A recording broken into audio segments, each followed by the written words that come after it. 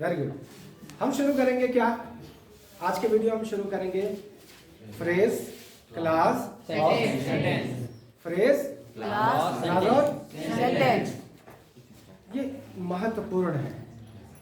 क्यों महत्वपूर्ण है कि मैंने कहा कि फ्रेज बोलते सब हैं, क्लास नाम भी ले लेते हैं और सेंटेंस तो हमेशा ही सब बोलता है, लेकिन इन तीनों में डिफरेंस क्या है ये सबको पता नहीं होता।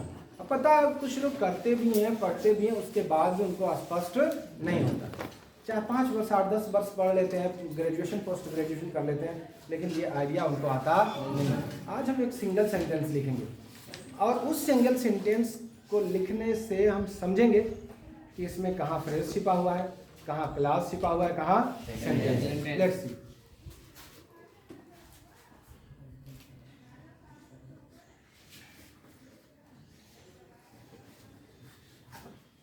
The boy sitting on the table in the chair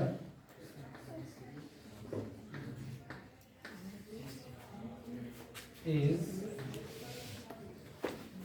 my brother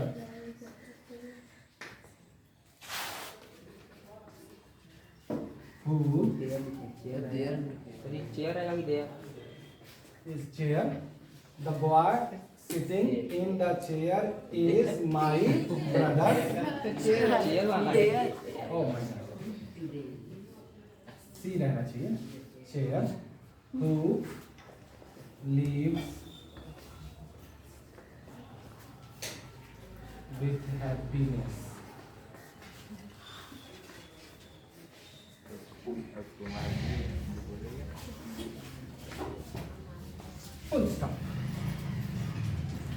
मैं पहले इसका ट्रांसलेशन कर लूँ आपके समझने के लिए। The boy sitting in the chair. Very good question, very excellent question. On रहेगा कि जब प्रीपोजिशन का क्लास आएगा तो हम तो उसमें बहुत बृहद बताएंगे, लेकिन आपके सवाल का जवाब देना बनता है, इसलिए मैं बता दूं कि हमारे पास चेयर थोड़ा विजुअल हो जाएगा तो अच्छा लगेगा। ठीक है ना। हमारे पास ये चेयर होता है जिसमें ये हैंडल बार होते हैं, रेस्ट। अब इसमें हम इसमें बैठेंगे और हमारे पास एक और होता है इस पर ये स्टूल बैठते हैं। अब समझ में आ गया होगा, मैं समझता हूँ मैंने क्यों लिखा है इन चेयर। मैंने द लिखना था यहाँ इन द चेयर, इसीलिए वो। तो यहाँ क्या करेंगे हम? ऑन लगाएंगे। Very good. यहाँ क्या लगाएंगे? इन। अब समझ में आ गया? Yes sir. दो तरह के हमारे पास चेयर है ना। जिस चेयर में लगे कि थोड़ा गड्ढा है, क्या लगा दोगे भाई? इन। और जिसमें लगे कि गड्ढा नहीं है, प्लेन है, वहाँ क्या लगा? ऑन। प्रीपोजिशन की क्लास में इसको बहुत अच्छे से हम लोग डिस्कस करेंगे। और अभी हम बहुत अच्छा द बॉय सिटिंग, इसका ट्रांसलेशन हम करने वाले हैं। पहले इसका the boy sitting in the chair. कोई बताएगा इसकी हिंदी? इतने बता। The boy sitting in the chair. लड़का कुर्सी पर बैठ रहा है, नहीं बैठा है, कंटिन्यूअस टेंस नहीं। अब हम इसको करने वाले हैं, ये द बॉय है सिटिंग इन द चेयर, कुर्सी में बैठने वाला। क्या जोड़ेंगे? वाला। ये इनको वाला। अभी हम और भी फ्रेजेस लिखेंगे जिससे आपको समझ में आ जाएगा कि ये किस तरीके का आएगा। सिटिंग इन द चेयर, कुर्सी में बैठने वाला बालक इज माई ब्रदर। या बैठा हुआ भी कर सकते हैं इसका ट्रांसलेशन। कुर्सी में बैठा हुआ मेरा भाई, लड़का मेरा भाई। हु लीव्स, जो रहता है, जीता है, विद हैप्पीनेस, बड़ी प्रसन्नता। ठीक। अब देखें इसमें हमारे पास 3 चीजें मैंने इसमें लिखा हुआ है जैसा मैंने कहा, हमें क्या चाहिए? फ्रेज चाहिए, यस सर, क्लास चाहिए और सेंटेंस सेंटेंस चाहिए। अब देखें, मैंने निशान लगा दिया है फ्रेज का। 1 word, 2, 3, 4। Phrase is a group of word. Phrase शब्दों का समूह है। हम जानते हैं कि जहां फुल स्टॉप होता है, ये पूरा का पूरा हमारा बात कंप्लीट होता है, हम जो कहने वाले हैं हमारा सेंस कंप्लीट होता है। और जहां सेंस कंप्लीट होगा वहां सेंटेंस कंप्लीट होगा। और यहां से वहां तक पूरा क्या होगा? सेंटेंस। जहां फुल स्टॉप होगा, शुरू से लेके आखिर तक, वो सब क्या होगा? सेंटेंस। ठीक है ना? अब इस सेंटेंस के बीच में आपको कहीं लग रहा है कि कोई चीज लगा के दो चीज जोड़ा गया है, कंजंक्शन कहीं दिख रहा है आपको? गुड। ये क्या है? हो। यही है कंजंक्शन। इसका जो हिंदी हम बनाने वाले हैं वो क्या होगा? ठीक है, देखिए, the boy sitting in the chair, कुर्सी में बैठा हुआ बालक इज माय ब्रदर, मेरा भाई है, जो रहता है बड़े जो जीता है बड़े आनंद से, बड़ी प्रसन्नता से। अब समझे, यहां से यहां तक ये हमारा एक फ्रेज है।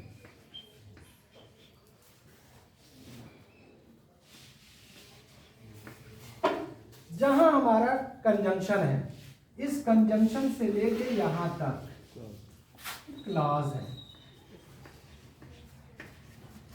और इसके पहले भी ये एक क्लॉज है।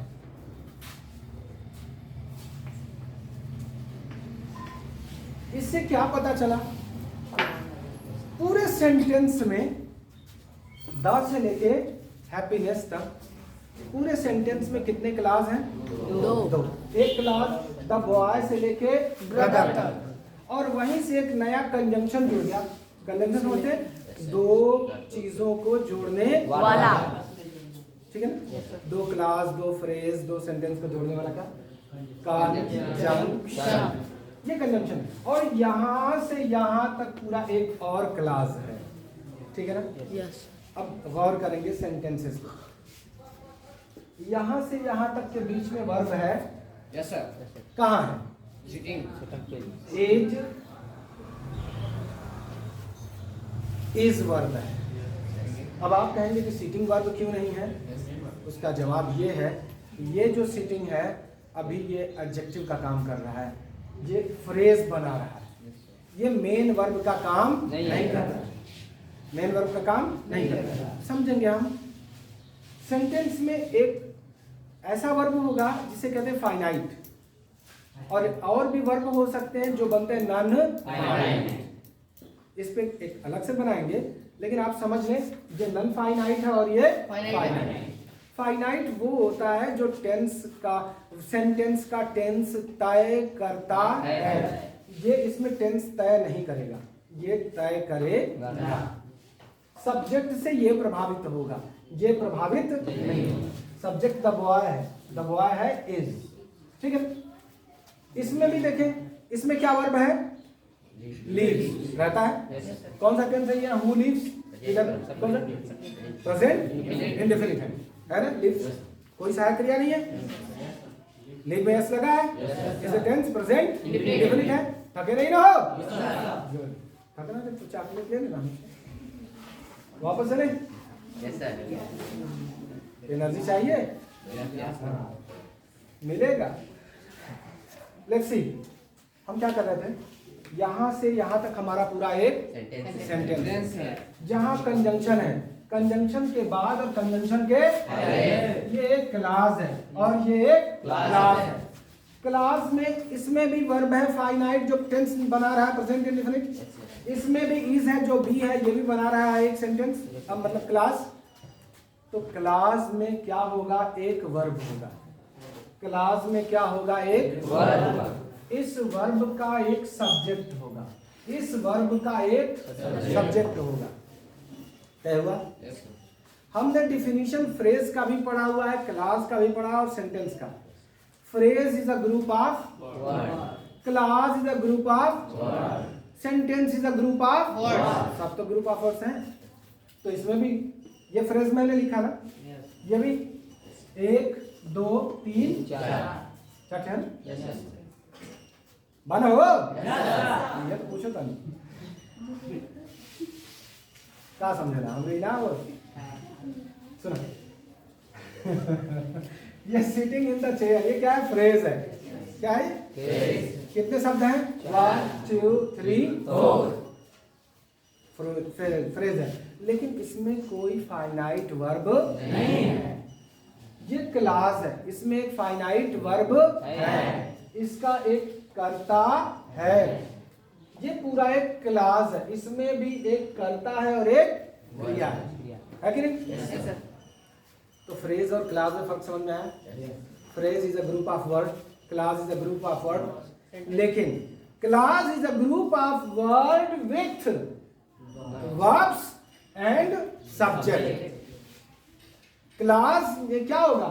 क्रिया भी होगा, कर्ता भी होगा, लेकिन फ्रेज में नहीं होगा। फ्रेज में क्रिया कर्ता नहीं होगा। अंतर समझ में आया? Phrase is a group of word, clause is a group of word, but phrase does not have finite verb. Clause must have a finite verb and its subject. Its subject. Sure? अब sentence की बारी। Sentence यहाँ से यहाँ तक है ना? Sentence में कितने क्लास हैं? 2। इसका मतलब क्लास से बड़ी यूनिट क्या है? Sentence. Sentence group of words है, उसमें एक से ज्यादा फाइनाइट वर्ब आ सकते हैं। एक से ज्यादा, एक और एक से ज्यादा फाइनाइट वर्ब आ सकते हैं। किसमें? सेंटेंस में। और क्लास क्या है? सेंटेंस का क्लास क्या है? सेंटेंस का पार्ट है कि नहीं? पार्ट। ये यहां से ज्यादा पूरा सेंटेंस है, इसमें एक पार्ट और ये 2 part. Is it? Sentence group of word है, उसमें एक से ज्यादा फाइनाइट वर्ब आ सकते हैं। और ये अपना पूरा, अब जो डिफिनीशन आप पूरा याद करते हो, ये कहा जाता है sentence is a group of word, it gives complete sense. क्या देता है? पूरा का पूरा अपनी बात जो कहना होता है, फुल स्टॉप तक जाके वो वाक्य कंप्लीट हो जाता है, कुछ अधूरा नहीं रहता। इसका मतलब ये है कि क्लास जो बोला जा रहा है अधूरा है, तब सेंटेंस पूरा है अगर, तो क्लास क्या होगा? अधूरा होगा। क्यों अधूरा होगा? जितना बात कहना था इतने में नहीं कह सकते, इतने में नहीं कह सकते। ये दोनों में आपस में देखो कहीं ना कहीं जुड़े हुए हैं। ये हु कौन है? हु का मतलब जो कौन है? ब्रदर। ये याद रखना, ग्रामर में ये बात याद रखना, हु अगर उसका हिंदी हम जो लगा रहे हैं, ये अगर रिलेटिव प्रोनाउन है तो इससे पहले ठीक कोई नाउन या प्रोनाउन होगा। और इस जो में कुछ भी नहीं समझ सकते, इसको नहीं समझ सकते। जो के पहले जो लिखा रहेगा उसी को समझना है। इसमें हु में बॉय नहीं है, बॉय लिव्स गलत हो जाएगा, माय ब्रदर लिव्स, ये सही है। समझ गए? Sentence complete, class complete, phrase complete. Phrase is a group of word, it does not have finite verb. Sentence is a group of word, it can have more than one finite verb. Sentence क्या है? शब्दों का समूह है जिसमें एक से ज्यादा फाइनाइट वर्ब आ सकते हैं, और ये पूरा का पूरा सेंस देगा, अधूरा नहीं होगा। लेकिन क्लास क्या है? सेंटेंस का हिस्सा है। क्लास क्या है? सेंटेंस का पार्ट है। और दोनों क्लास इसका मतलब होगा कि मतलब में पूरे नहीं होंगे, भले ही इसमें वर्ब भी है और सब्जेक्ट भी है। अपने वर्ब, अपने सेंस को पूरा करने के लिए ये कहीं ना कहीं आपस में जुड़े हुए हैं, इंटरडिपेंडेंट है। अब स्पष्ट हो गया? जैसा बताओ फ्रेज क्या है? जल्दी बोल, 10 मिनट। फ्रेज हिंदी अंग्रेजी कुछ भी। तो फ्रेज में सर एक इनफाइनाइट वर्ब होता है, फ्रेज में फाइनाइट वर्ब नहीं होगा। यही बात दिमाग में रखना है। इसे ही कहते हैं कंसंट्रेशन। जो बोला गया उसको आप समाहित करिए, अपने अंदर एब्जॉर्ब करिए। हाँ बोलिए। तो फ्रेज में फाइनाइट वर्ब नहीं होता है। गुड। और सर जो क्लास होता है उसे फाइनाइट वर्ब होता है। हो सकता है। सेंटेंस में? सेंटेंस में सर हो सकता है एक या दो से अधिक हो सकता है। एक या एक से ज्यादा हो सकते हैं। तो सेंटेंस और क्लास में क्या फर्क हुआ? सेंटेंस में भी फाइनाइट वर्ब है और क्लास में भी फाइनाइट वर्ब है कि नहीं? लेकिन दोनों में फर्क क्या है फिर? हाँ बोलो। सर वो कंप्लीट सेंस देगा सेंटेंस और ये क्लास में देगा। यस, सेंटेंस अपने आप में भरपूर पूरी तरीके से कंप्लीट है, जबकि क्लास आपस में सेंस को पूरा करने के लिए जुड़े हुए हैं, एक दूसरे का मामला तय करेंगे। भाई कि बताओ मेरे पर तुम आश्रित हो कि नहीं, या मैं तुम्हारे पर आश्रित हूं कि नहीं। हम सिर्फ इतना कहें who lives with happiness, जो खुशी से रहता है, जो खुशी से रहता है। 3-4 बार कह के देखो, जूता निकाल के आदमी मारेगा यार। अरे बोलो आगे बोलो। हम ये कहें जो खुशी से रहता है, जो खुशी से रहता है। फिर कहो जो खुशी से रहता है, जो खुशी से रहता है। और कोई अगर गुस्सा वाला आदमी है आदिल की तरह, अरे बोल आगे बोल है, तो इसको पूरा करने के लिए किसको कहना पड़ेगा? इसको ना, वो आदमी, वो लड़का जो कुर्सी बैठा हुआ है वो मेरा भाई है, जो रहता है खुशी से। और कंप्लीट हुआ? That's all.